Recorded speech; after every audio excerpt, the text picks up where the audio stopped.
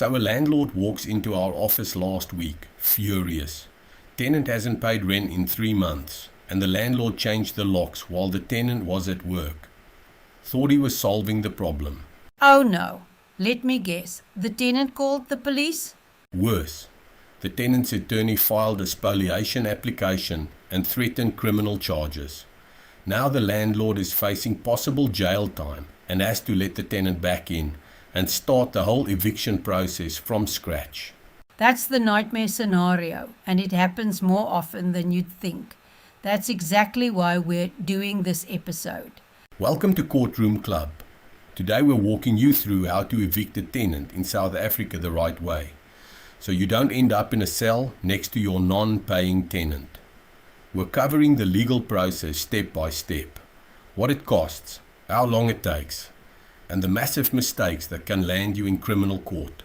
And just to be clear from the start, there are no shortcuts. None. The law is crystal clear on this. Right? So let's start with the legal framework, because this is where landlords trip up immediately. Under South African law, you cannot evict anyone without a court order. Full stop. It doesn't matter if they haven't paid rent. It doesn't matter if the lease expired 6 months ago. It doesn't matter if they're destroying your property. You must go to court.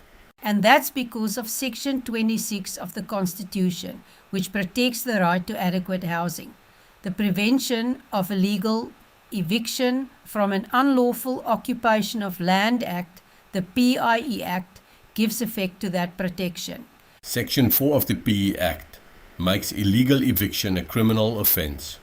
We're talking imprisonment of up to 2 years, substantial fines, and you can be sued for damages on top of that.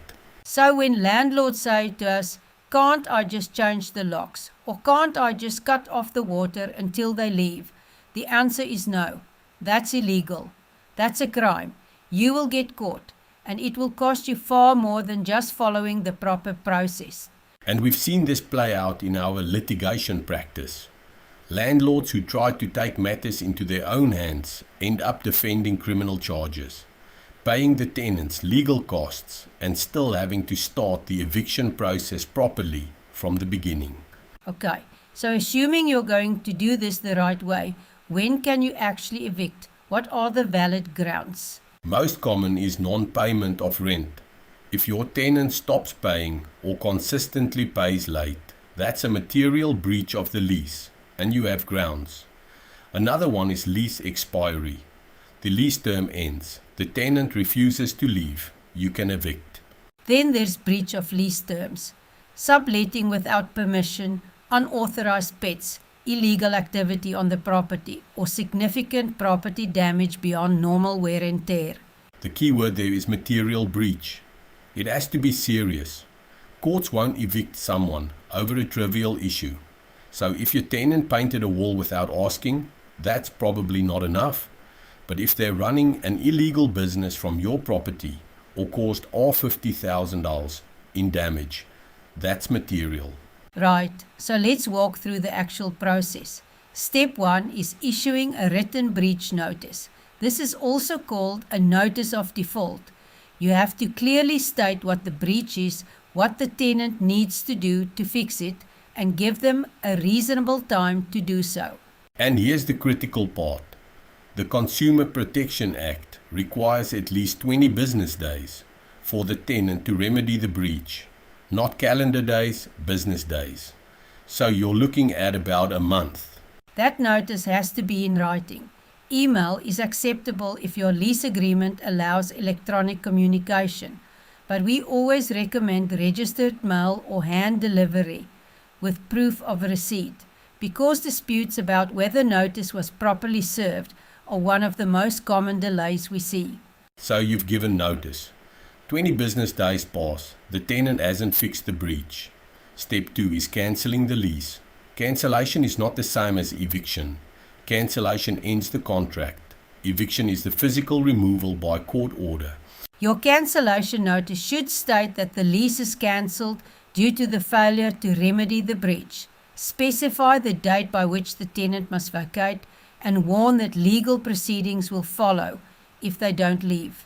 Courts typically expect you to give the tenant 1 month's notice to vacate after cancellation, although that can vary depending on the circumstances. Okay, so the tenant doesn't leave. Now you're at step 3, applying to court for an eviction order. In the Western Cape, residential evictions are usually heard in the magistrate's court that has jurisdiction over the property. So if your property is in Paarl, it's Paarl Magistrates Court. Cape Town Magistrates Court.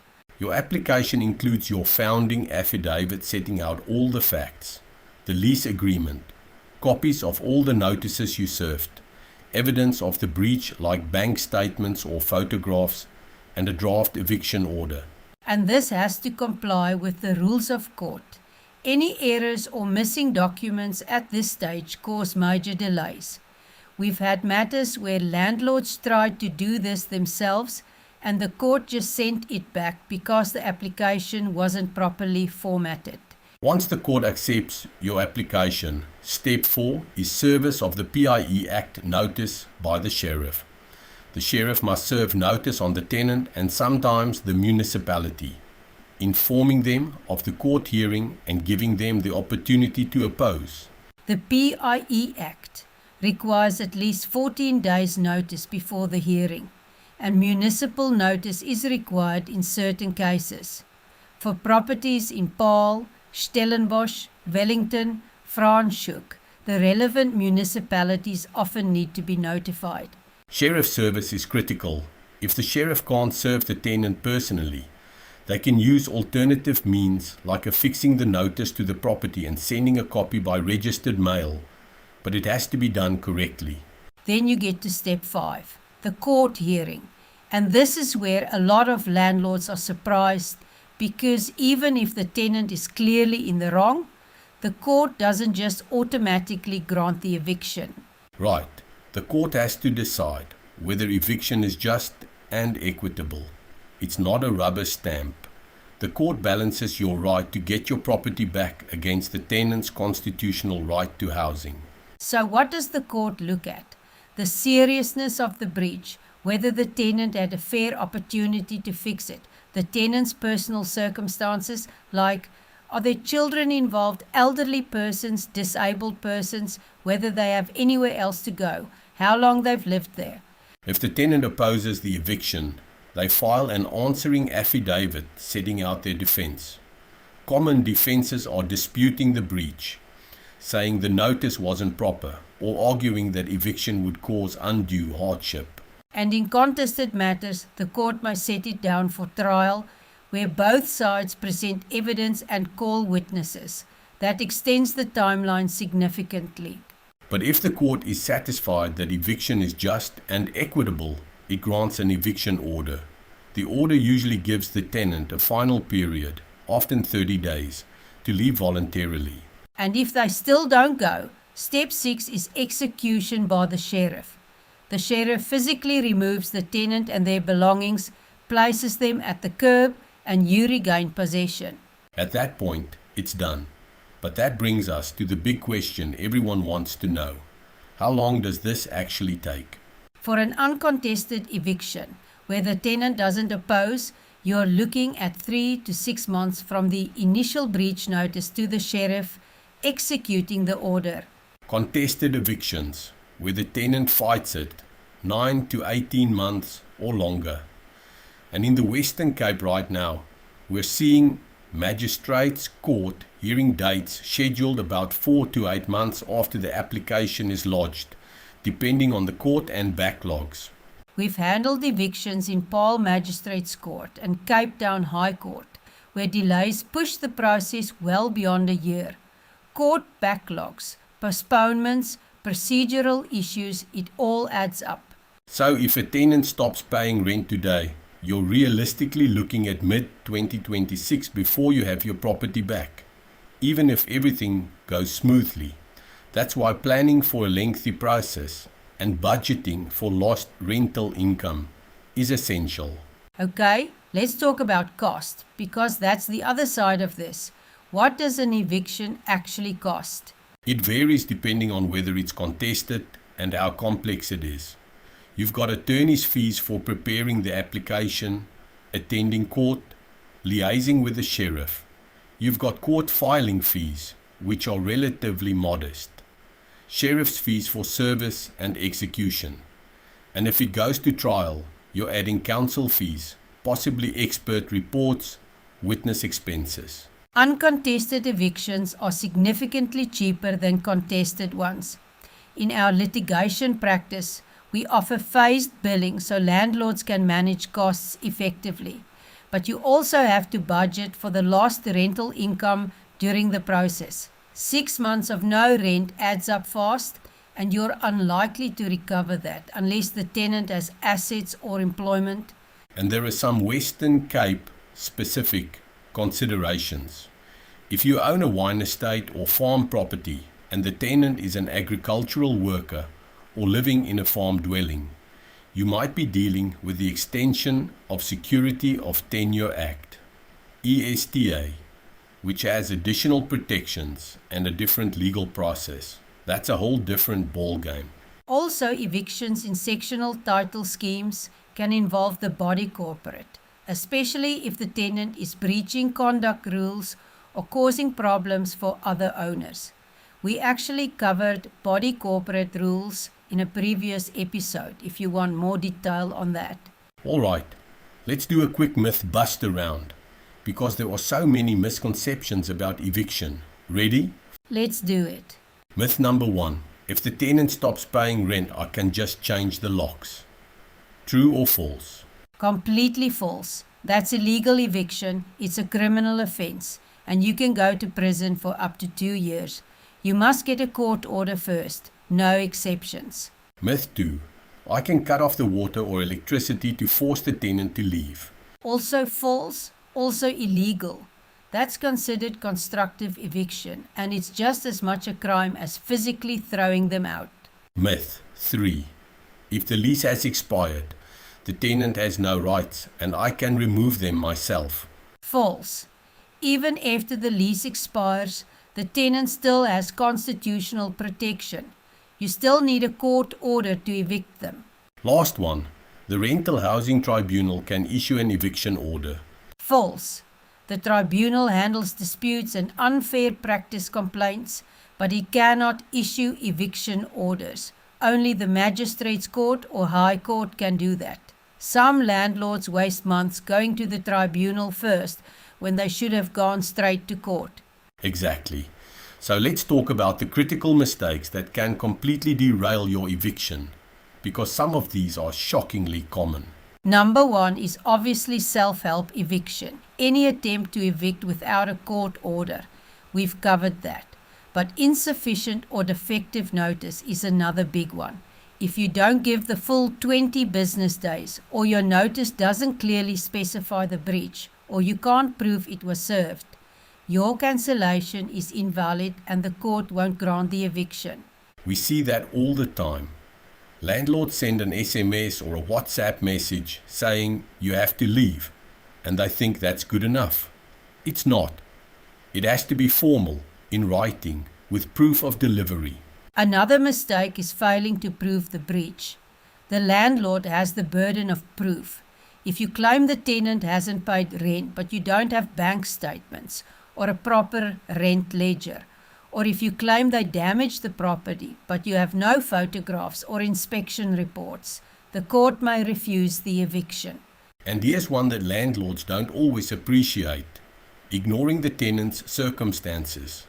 Courts take the just and equitable test seriously. If you just steamroll ahead without considering whether the tenant is vulnerable, whether they have children, whether they've tried to pay or negotiate, the court may refuse the eviction or impose conditions like extended time to vacate. In practice, landlords who engage constructively with tenants, who offer reasonable repayment plans where it makes sense, and who show they've considered alternatives, tend to get eviction orders faster. It sounds counterintuitive, but being reasonable and documented about it actually helps you in court.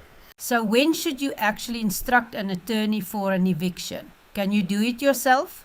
Technically, yes, you can represent yourself. Realistically, We strongly recommend getting an attorney from the start. The process is complex, it's highly technical, and it's completely unforgiving of mistakes.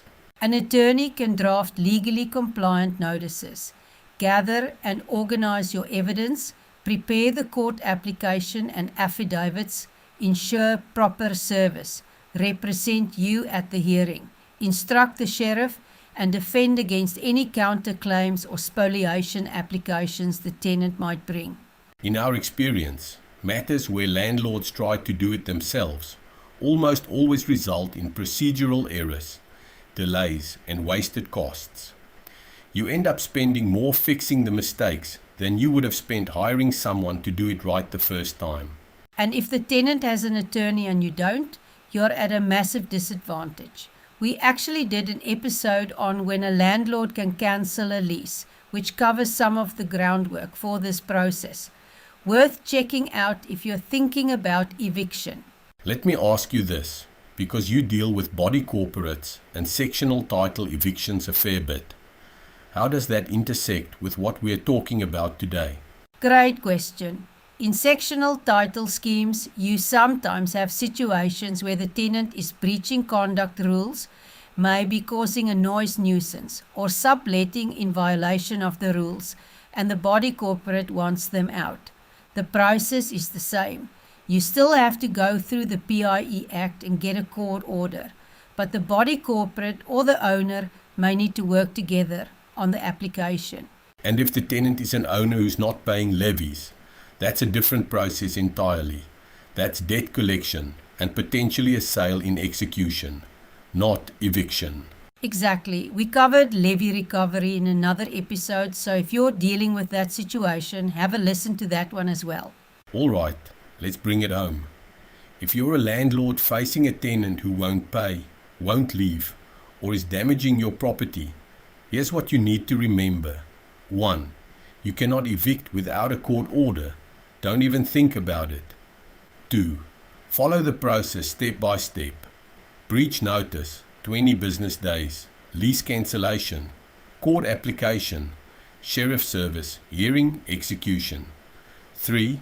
Budget for 3 to 6 months if it's uncontested. 9 to 18 months or longer if it's contested. And 4. Get professional legal help from the start. The cost of doing it wrong far outweighs the cost of doing it right. If you're dealing with an eviction, contact our litigation team. We handle these matters regularly in Paarl Magistrates Court, Cape Town High Court, and across the Cape Winelands. We'll assess your situation, give you a realistic timeline and cost estimate, and guide you through every step. Visit our website or check the link in the show notes for contact details. And if you found this useful, hit follow so you catch the next episode. We'll be diving into another aspect of South African law that affects everyday people and businesses. Thanks for listening. And remember, there are no shortcuts in eviction law. Do it right or it will cost you.